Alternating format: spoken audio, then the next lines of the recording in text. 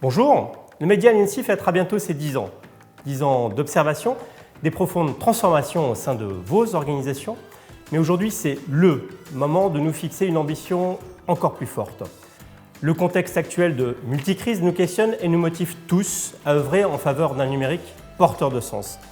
Cette émission, c'est l'envie et l'occasion de vous présenter ces patrons et managers de la tech qui peuvent agir et qui forgent notre avenir numérique. Mon invité du jour, j'ai découvert son début de carrière en tant que prof de maths, presque 15 ans dans des filiales de sociétés américaines, avant de co-créer le groupe Open. Dirigeant engagé, Guy Mamoumani, bonjour. Bonjour. Bonjour Guy, alors effectivement on va revenir sur tous tes engagements autour de ces années, mais je vais surtout t'embarquer pour une série de questions pour découvrir si pour toi ce numérique est vraiment forever. Et sans plus attendre, je tiens à ce que tu partages avec nous ces premiers pas dans le numérique. C'était quoi le déclic ?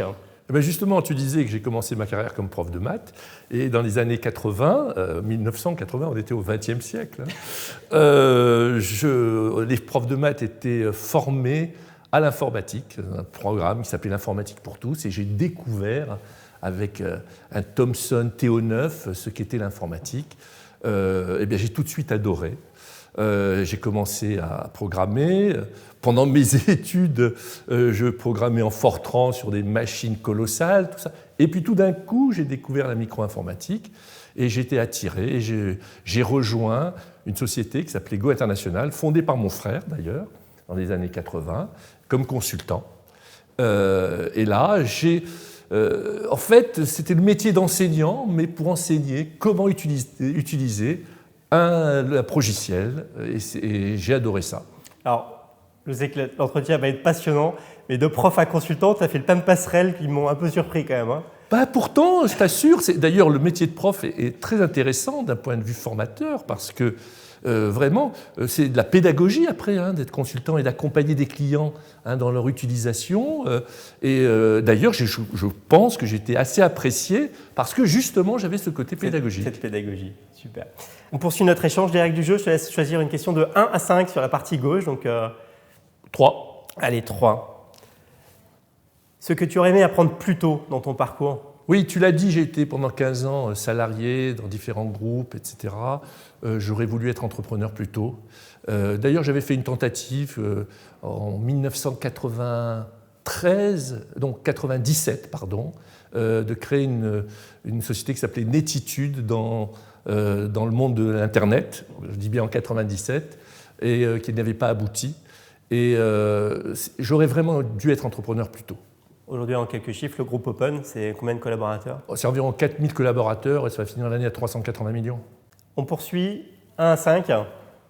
5. Allez, bonne ou mauvaise élève, là aussi, le feedback. Mauvais élève à l'école, ouais. Même si j'avais beaucoup de capacités, mais j'étais très vite peut-être influencé par d'autres amis, etc. Et on rigolait beaucoup de la seconde à la terminale. Mais en fait, c'est ma femme qui m'a sauvé, qui m'a remis dans le droit chemin, puisque je l'ai connue quand j'étais en terminale.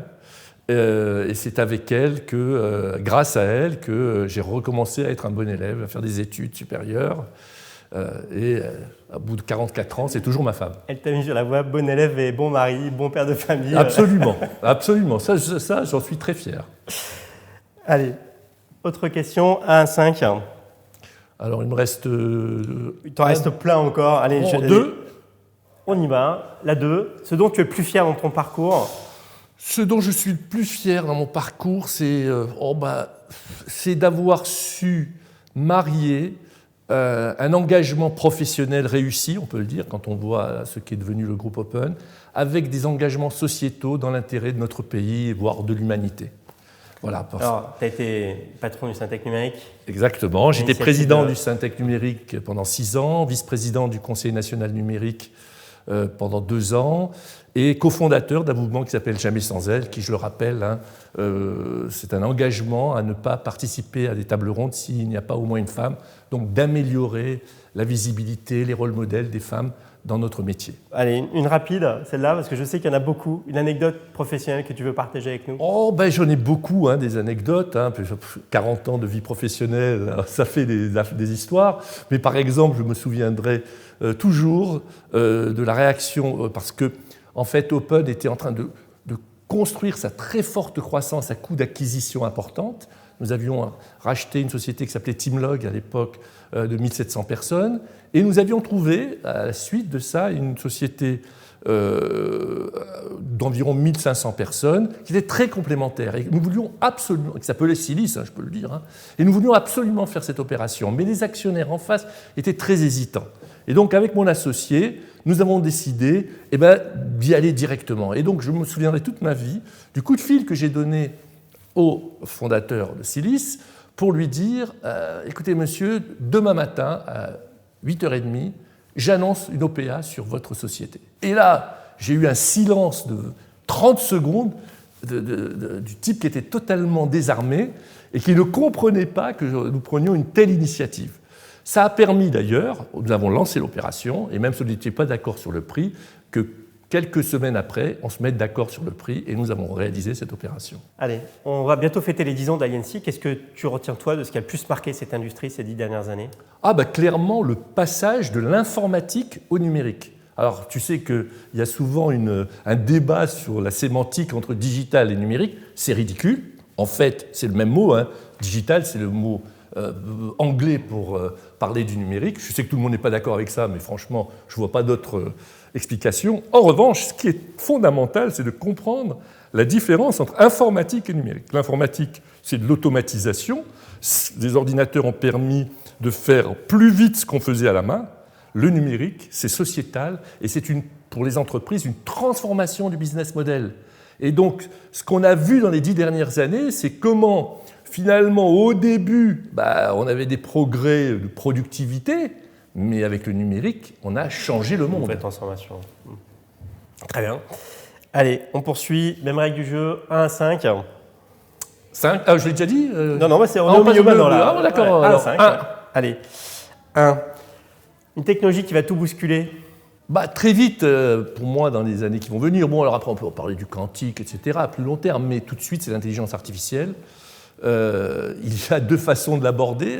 C'est la façon un peu, on va dire, diabolisée, que l'on voit dans les films et autres, et puis la façon sérieuse de voir comment l'intelligence artificielle va permettre d'augmenter les capacités de l'homme dans la santé, dans l'éducation, dans l'industrie. Et je suis convaincu que c'est une technologie qui va être très, très utilisée. On poursuit les règles du jeu. 2. 1 à 5. 2. Faut-il s'inquiéter de la place du numérique dans nos vies? Non, n'ayez pas peur.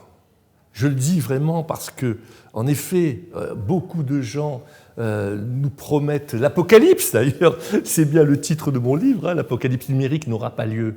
Vous avez 2 façons d'aborder le numérique, de le subir, évidemment en avoir peur et donc de construire.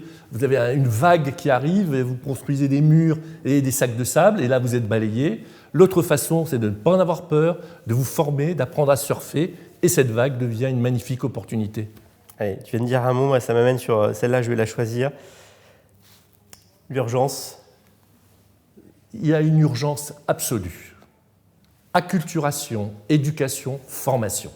Si j'étais président de la République, je mettrais une priorité mais énorme à ces questions-là, de façon à préparer tous les citoyens, toute l'humanité, à cette révolution que nous sommes en train de vivre.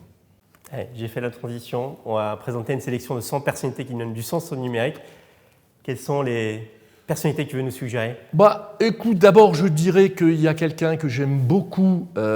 C'est comme client, mais comme, j'allais dire, personnalité du numérique dans le monde de la banque. C'est Jean-Paul Mazoyer, qui est le directeur général adjoint du Crédit Agricole actuellement, et qui a une vraie vision que je partage totalement, d'ailleurs on en discute souvent, une vision humaniste de ce qu'est le numérique.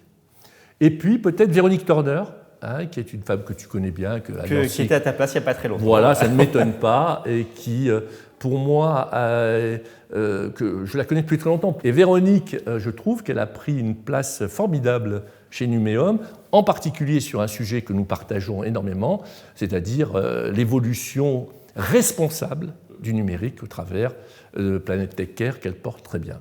Allez, 1 à 5. Le 1. Un livre, un roman, un film qui t'a marqué, influencé?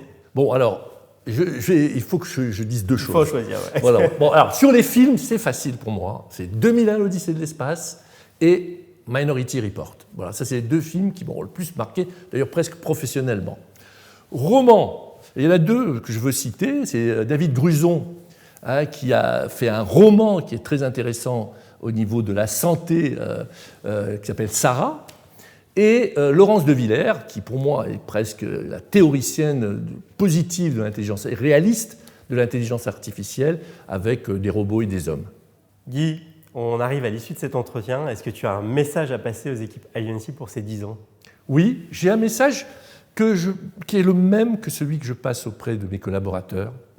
Vous avez la chance d'être dans un écosystème, un environnement qui va contribuer à changer le monde. Profitez-en bien parce qu'il n'y a pas ce type de période très souvent.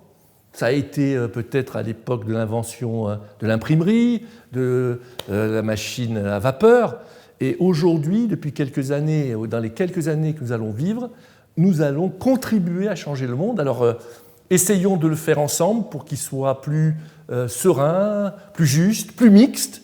Et je crois que c'est une chance de pouvoir agir sur cette révolution. Tu as donné tout le thème de nos 10 ans. J'en suis convaincu.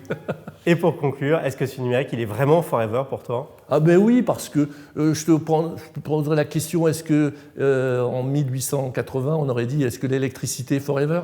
Oui, le numérique est forever. Il va rentrer partout, dans notre quotidien. Il va rentrer dans nos jobs, où il est en train de rentrer d'ailleurs, parce que bon, on voit bien que c'est presque fait. Il n'y a qu'une seule chose, c'est qu'il faut s'y préparer. Je reviens à ce que j'ai dit tout à l'heure. Voilà, parce que c'est absolument indispensable. Et je propose aussi qu'on s'y prépare depuis l'âge de 4 ans, voilà, à l'école. Et bon, Blanquer a commencé à parler de coding à l'école, il y a des choses qui se font. Mais si on explique à un enfant ce qu'est une data et ce qu'est un algorithme, il va vite comprendre pourquoi Facebook est gratuit. Et par conséquent, il va l'utiliser de façon responsable. Guy, merci à toi. C'était un plaisir. Merci à vous de nous avoir suivis. Je vous invite vraiment à découvrir l'ensemble de ces portraits de patrons, patronnes et managers de la tech, disponibles sur aliency.fr. Et puis à bientôt pour un nouveau portrait et à bientôt pour ces 10 ans. Merci, au revoir.